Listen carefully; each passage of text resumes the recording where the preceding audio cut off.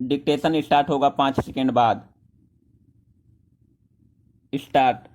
अंतर संसदीय संगठन एक ऐसी संस्था है जिसके मंच पर उन सभी देशों के संसद सदस्य मिलजुल कर विश्व की महत्वपूर्ण समस्याओं पर विचार करते हैं। जिन देशों में किसी न किसी रूप में संसदीय प्रणाली का चलन है। स्टॉप। इस संगठन की बैठकें एक वर्ष में 2 बार होती हैं।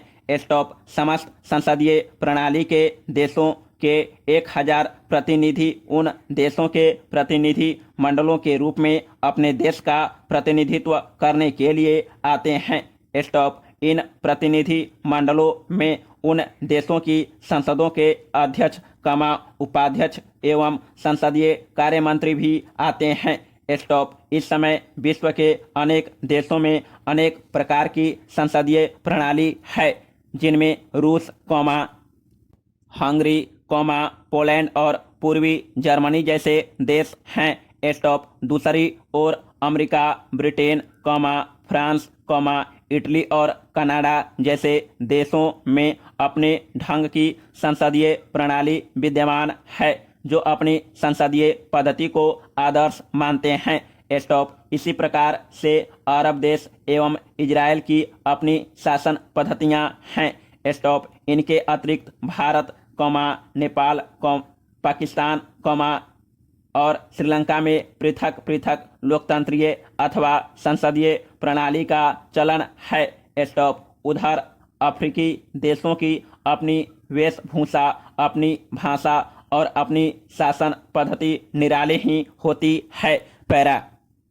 संयुक्त राष्ट्र संघ संसार का सबसे बड़ा संगठन है और उसके अनेकों सहायक संगठन होते हैं, जिनमें से यूनेस्को, यूनिसेफ, विश्व स्वास्थ्य संगठन, विश्व खाद्य परिषद, विश्व बैंक आदि प्रमुख हैं। स्टॉप। संयुक्त राष्ट्र महासभा में जो प्रस्ताव पास होते हैं वे समस्त सदस्य देशों पर अनिवार्य रूप से लागू होते हैं, किंतु उनको लागू करना या न करना उस देश के ऊपर निर्भर करता है जिसके बारे में निर्णय होता है।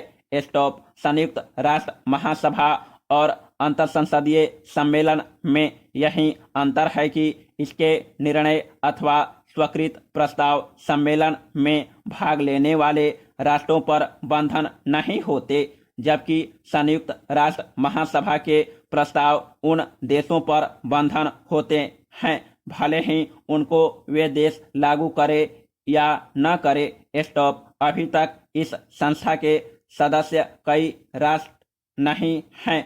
स्टॉप। किंतु आज भी इसमें बड़े से बड़ा राष्ट्र चीन भी सम्मिलित है, जहां विश्व की 1/4 जनसंख्या रहती है।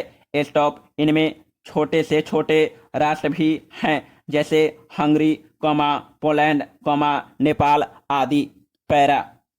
इस संस्था का एक बहुत बड़ा लाभ यह है कि दुनिया के इतने देशों के लिए अपनी बात कहने और अपनी स्थिति स्पष्ट करने का यह एक ऐसा मंच है जो संयुक्त राष्ट्र को छोड़कर संसार में दूसरा कहीं नहीं है। स्टॉप। यहाँ पर आपस में मिलकर कई ऐसी समस्याओं का हल निकालना संभव होता है जिनको सुलझाना कठिन माना जाता है। स्टॉप। अब संसार के देशों में संघर्ष के बजाय सौहार्द का वातावरण बनना आरंभ हो गया है और समृद्ध देश और गरीब देशों के बीच की खाई कम हो रही है। स्टॉप। विश्व के देश भारत के वसुधैव कुटुंबकम के सिद्धांत को अपनाने लगे हैं। स्टॉप। संसार में मैत्री का वातावरण पैदा करने के लिए श्री जवाहरलाल नेहरू ने जो महत्वपूर्ण योग दिया उसे भुलाया नहीं जा सकता। पैरा।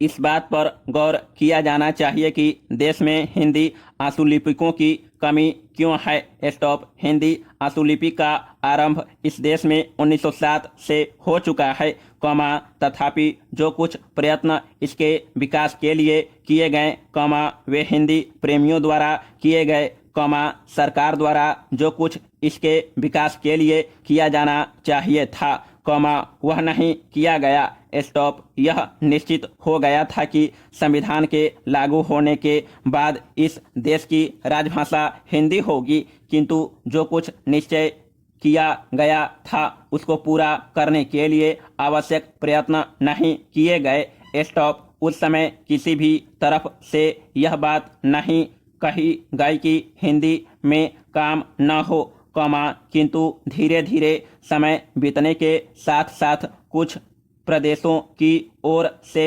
अवश्य कहा गया कि अभी अनेक प्रदेशों में हिंदी का पर्याप्त ज्ञान लोगों को नहीं हुआ है, स्टॉप। अतः यह काम धीरे धीरे किया जाए, स्टॉप। उनकी ओर से यही कहा गया था कि अहिंदी प्रांतों में हिंदी लादी न जाए, कॉमा किंतु हिंदी के कुछ विरोधियों ने इस बात को राजनीतिक रूप देकर उसके विरुद्ध वातावरण बनाने का प्रयास किया। पैरा। हमारे संविधान में यह स्पष्ट रूप से कहा गया था कि इस देश की राजभाषा हिंदी होगी, स्टॉप। उसके लिए यह तय किया गया था कि 15 वर्ष के भीतर हिंदी का विकास किया जाए, स्टॉप। यह अवधि 1965 की जनवरी 26 को पूरी हो गई थी, किंतु हिंदी के विकास के लिए जो कुछ किया गया था वह काफ़ी नहीं था, स्टॉप। संविधान के निर्माताओं द्वारा यह आशा की गई थी कि इस बीच में देश में हिंदी का प्रचार और प्रसार इतना अधिक हो जाएगा कि इसको राजभाषा बनाने में कोई कठिनाई नहीं होगी, स्टॉप।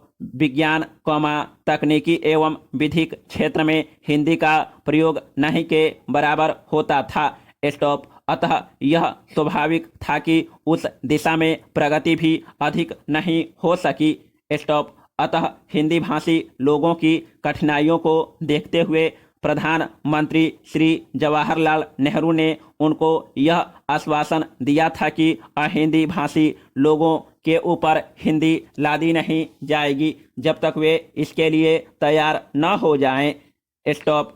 अतः उनको जो आश्वासन दिए गए थे उनमें यह कहा गया था कि हिंदी का प्रयोग राजभाषा के रूप में अहिंदी प्रांतों के साथ तभी होगा जब वे इसके लिए तैयार हो जाएंगे, स्टॉप। अतः राजभाषा अधिनियम बनाकर हिंदी के साथ अंग्रेजी के प्रयोग को भी जारी रखने की अनुमति दे दी गई, स्टॉप।